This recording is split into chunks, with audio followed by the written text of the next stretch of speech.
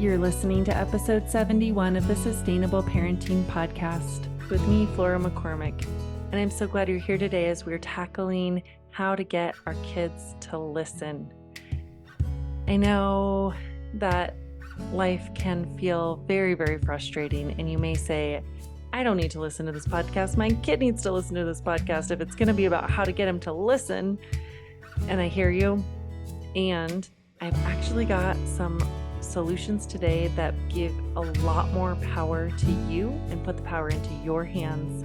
So I'm really excited to give you those strategies. It's a 3-step recipe that I have designed and use with my clients all the time. And when they master it, I quickly see parents saying, oh my gosh, I didn't know it could be this easy. I didn't know we could have so much more calm. I didn't know my kids could just go do the thing I'm asking quick and snappy. I thought it was impossible.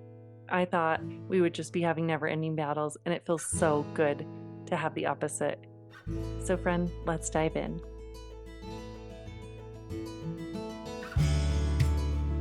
As we step into this topic around getting kids to listen, I think of one of my clients, Jess, who had a 4-year-old boy and was a stay-at-home mom, and said after she used the recipe that we're talking about today, that she was on a drive with her husband without their son present, just the two of them, and discussing their relationship with their kid. And she said, I remember just turning to him and saying, gosh, I've been a lot happier as a mom.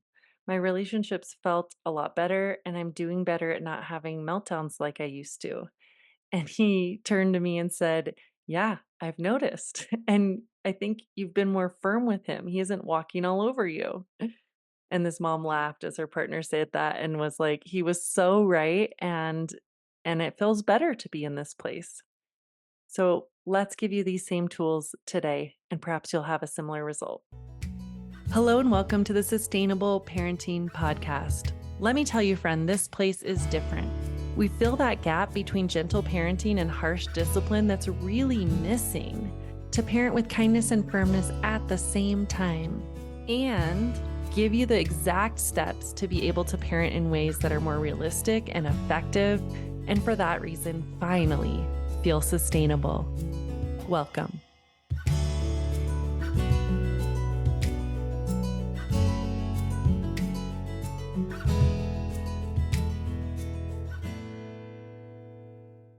So there's 3 key parts to getting a child to listen.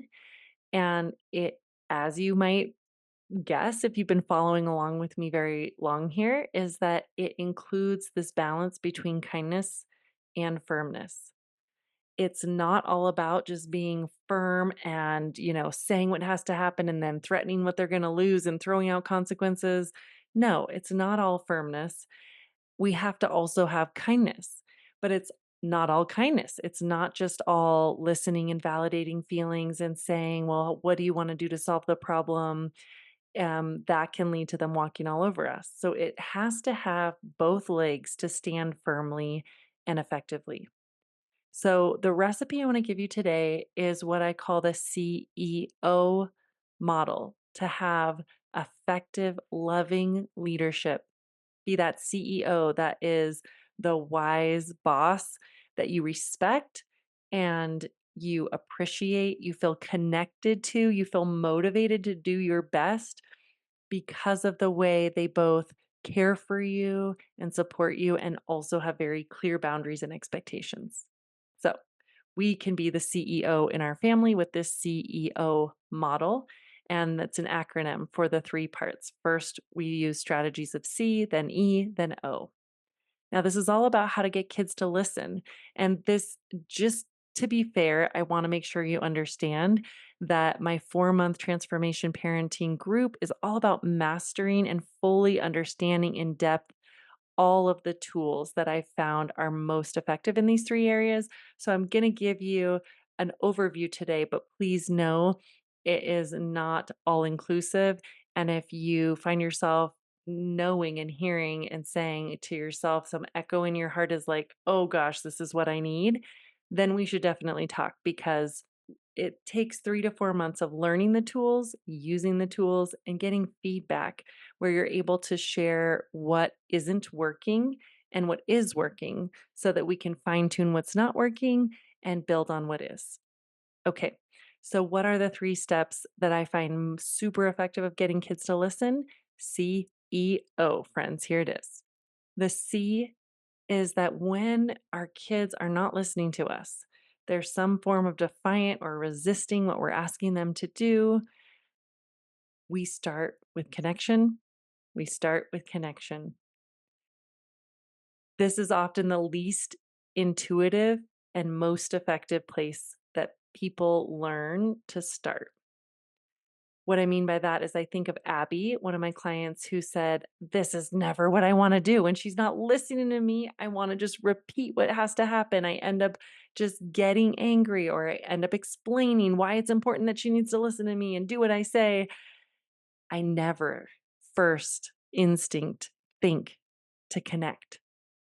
But then she said to me after we worked together, "But Flora, every time I do, it's such a better outcome." Like 9 times out of 10, that's all it takes for us to go down a very different road, and my daughter, who her daughter was 8 at the time, and for my daughter to be more cooperative.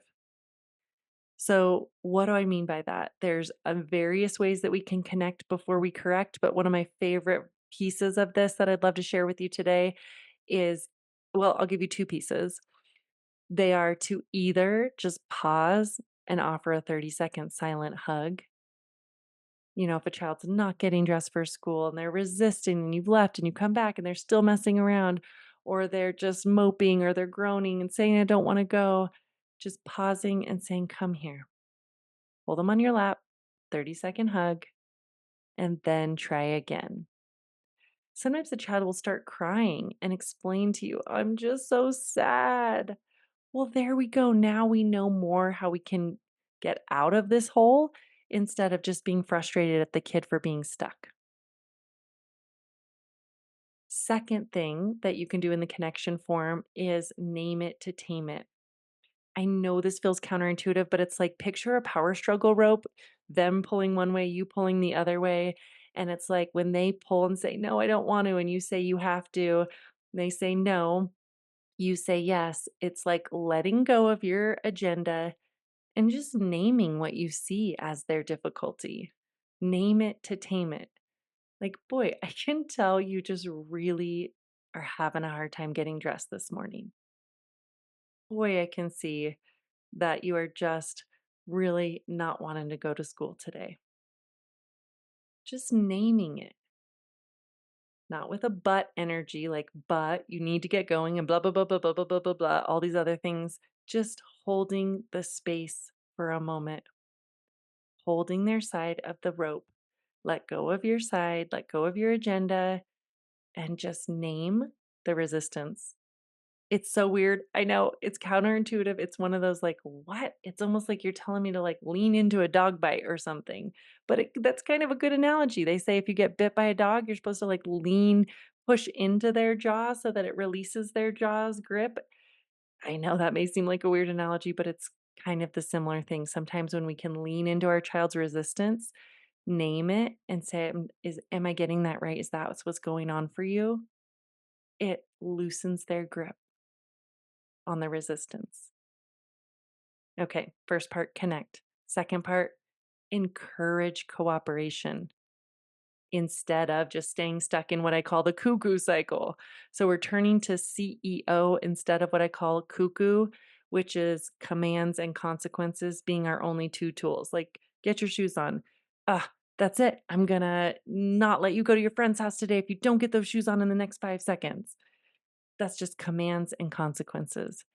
When I find parents stuck in this cuckoo cycle, command, consequence, cuckoo, it's like they typically say to me, "My kid doesn't care about my consequences, it doesn't even matter," or they just don't listen, they just don't care what I have to say. Um, they have no remorse for their consequences even when they have them. All of these are usually indicators that you're stuck in the cuckoo cycle. So instead, let's get clever. And I offer many different strategies of how you can be more clever to encourage cooperation. But it's the simplest form is to have a lot more creativity than just repeating a command. None of us like to be spoken to with just get your shoes on, grab your plate. You can listen to my episode, go back to episode 68 that gives you my secret weapon to speedy cooperation. And you'll get one of my favorite tools that helps encourage cooperation instead of just repeating yourself. Okay? Get more clever instead of just repeating commands. And then, third of all, find ways to have ownership be in the right hands. So when a kid is not listening and I'm saying, we got to get out the door for school, and then I come in and I see that they aren't doing anything to get dressed, if I just start yelling, like, oh, are you kidding me? You're driving me crazy. You're going to make me late. And this annoys me every single day. I don't know why we're always doing this. Why can't you just get dressed and make this easier? I'm owning the problem. Usually, when we're yelling a lot, it's a symbol that we're owning the problem. We're taking more ownership than the child is. See, the opposite of me owning it with my anger and yelling is having a way to name for the child that they have two roads and how that's going to work out for them.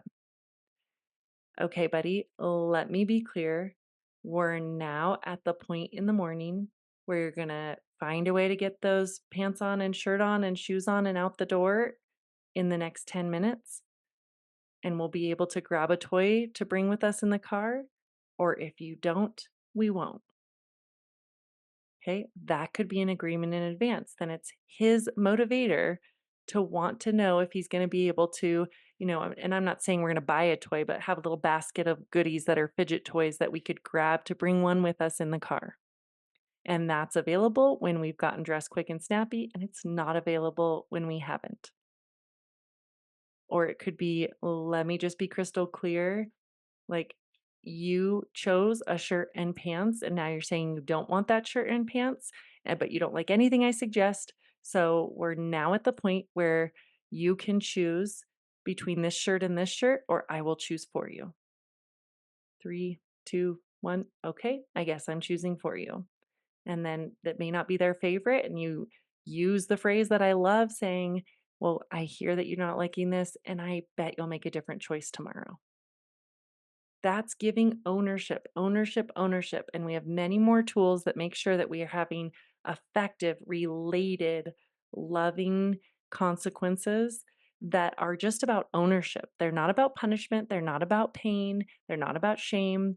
They're about how can I effectively put the ownership in my son or daughter's hand that if they're going to choose to not do the thing that works for the family system trying to get where we need to get or do what we need to do, then that's going to have an outcome more on them than on me. Ownership. My friend, when you master the steps of being able to walk from C to E to O, every time your child's not listening, it unlocks cooperation. Less stress for you because you've got a plan. You're not like, I don't know, am I supposed to be tough? Am I supposed to be loving? I'm like bouncing all around and don't have a systematic process for this. And you have that systematic process, it feels so much more just relief and ease. And what I've had parents say, like, it just has taken the pressure off of me feeling like I have to grab for how I'm supposed to walk through this moment. And knowing the nuances of all the real specific ways to do that makes all the difference. So friend, if this speaks to you, reach out. Let's talk. I have a new group that's just starting this week with Sustainable Parenting Transformation Group. And I also have a few ongoing one-on-one openings in my schedule. I'd love to connect with you and get you on the fast track to mastering how to be the CEO in your family. Talk soon.